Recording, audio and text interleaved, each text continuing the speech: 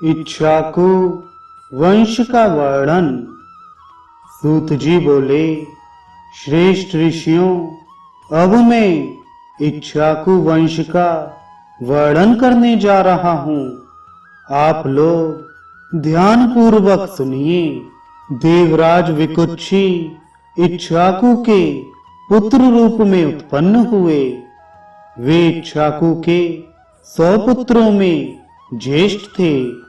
विकुक्षी के 15 पुत्र थे, जो सुमेरुगिरी की उत्तर दिशा में श्रेष्ठ राजा हुए। विकुक्षी के 114 पुत्र और हुए थे, जो सुमेरुगिरी की दक्षिण दिशा के शासक कहे गए हैं। विकुक्षी का ज्येष्ठ पुत्र ककुत्स नाम से विख्यात था। उसका पुत्र सुयोधन हुआ। सुयोधन का पुत्र पृथु, पृथु का पुत्र विशग, विशग का पुत्र इंदु और इंदु का पुत्र युवनाश हुआ। युवनाश का पुत्र श्रावस्तव हुआ, जिसे वत्सक भी कहा जाता है। द्विजवरों, उसी ने गौड़ देश में श्रीवस्ती नाम की नगरी बसाई थी। श्रावस्त से बृहदस्य और उससे कुवलाश्य का जन्म हुआ, जो पूर्व काल में धुंधु द्वारा मारे जाने के कारण धुंधुमार नाम से विख्यात था। धुंधुमार के दृणाश्य, दंड और कपिलाश्य नामक 3 पुत्र हुए थे, जिनमें प्रतापी कपिलाश्य धुंधुमारी नाम से भी प्रसिद्ध था। दृणाश्य का पुत्र प्रमोद और उसका पुत्र हर्यश्य हुआ। हर्यश्य का पुत्र निकुंभ तथा उससे सहंताश्य का जन्म हुआ। सहंताश्य के अकृताश्य और रणाश्य नामक 2 पुत्र हुए। उनमें रणाश्य का पुत्र युवनाश्य हुआ तथा उससे मानधाता की उत्पत्ति हुई। मानधाता के पुरकुत्स राजा धर्मसेन और शत्रुओं को पराजित करने वाले सुप्रसिद्ध प्रतापी मुचकुंद ये 3 पुत्र हुए। इनमें पुरकुत्स का पुत्र नर्मदापति वसुद हुआ।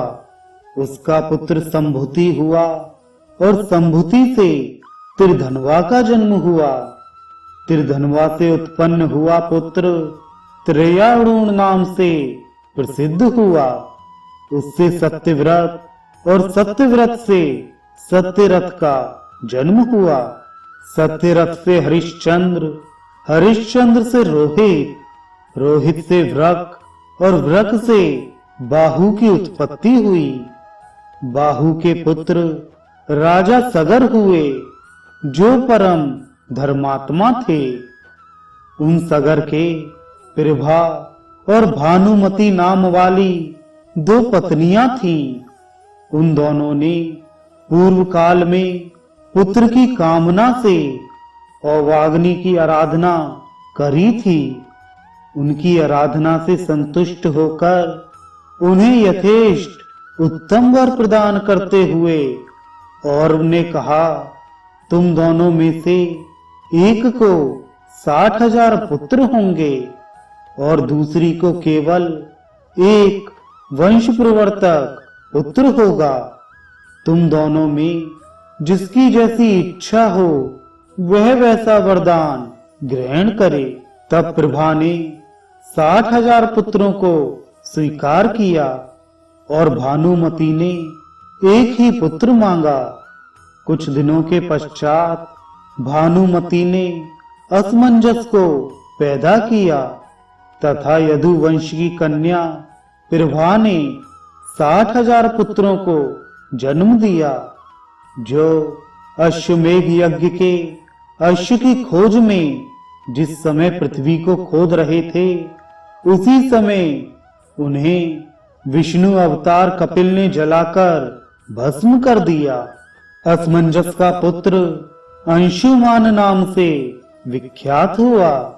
उसके पुत्र दिलीप और दिलीप से भगीरथ हुए, जो तपस्या करके भागीरथी गंगा को स्वर्ग से भूतल पर ले आए।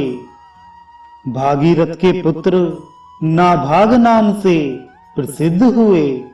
नाभाग के पुत्र अम्बरीश और उनसे सिंधु द्वीप का जन्म हुआ। सिंधु द्वीप का पुत्र अयुतायु हुआ तथा उससे ऋतुपर्ण की उत्पत्ति हुई। ऋतुपर्ण का पुत्र कलमाशपाद और उससे सर्वकर्मा पैदा हुआ। उसका पुत्र अनरण्य और अनरण्य का पुत्र निग्न हुआ। निग्न के अनमित्र और राजा रघु नाम के 2 पुत्र हुए, जिनमें अनमित्र वन में चला गया, जो कृतयुग में राजा होगा। रघु से दिलीप तथा दिलीप से अज हुए। अज से दीर्घबाहु और उससे राजा अजपाल हुए। अजपाल से दशरथ पैदा हुए, जिनके 4 पुत्र थे। वे सब के सब नारायण के अंश से प्रादुर्भूत हुए थे। उनमें श्री राम सबसे ज्येष्ठ थे, जो रावण का अंत करने वाले तथा रघुवंश के प्रवर्धक थे। रघुवंश प्रवर महर्षि वाल्मीकि ने श्री राम के चरित्र का रामायण रूप में विस्तार पूर्वक वर्णन किया है। श्री राम के कुश और लव नामक 2 पुत्र हुए, जो इक्ष्वाकु कुल के विस्तारक थे। कुश से अतिथि और उससे निषद का जन्म हुआ। निषद का पुत्र नल और उससे नभ की उत्पत्ति हुई। नभ से पुंडरीक का तथा उससे क्षेमधनवा का जन्म हुआ। क्षेमधनवा का पुत्र प्रतापी वीरवर देवानीक हुआ। उसका पुत्र अहिनगु तथा उससे सहस्त्राक्ष का जन्म हुआ। सहस्त्राक्ष से चंद्रावलोक और उससे तारापीड की उत्पत्ति हुई। तारापीड से चंद्रागिरी और उससे भानुचंद्र पैदा हुआ। भानुचंद्र का पुत्र श्रुतायु हुआ, जो महाभारत युद्ध में मारा गया था। महर्षि कश्यप द्वारा उत्पन्न हुए इस वंश में नल नाम से 2 राजा विख्यात हुए हैं। उनमें से एक वीरसेन का पुत्र तथा दूसरा राजा निषद का पुत्र था।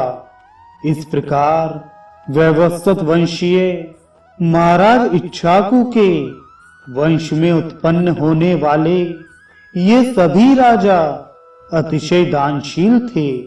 मैंने इनका मुख्य रूप से वर्णन कर दिया।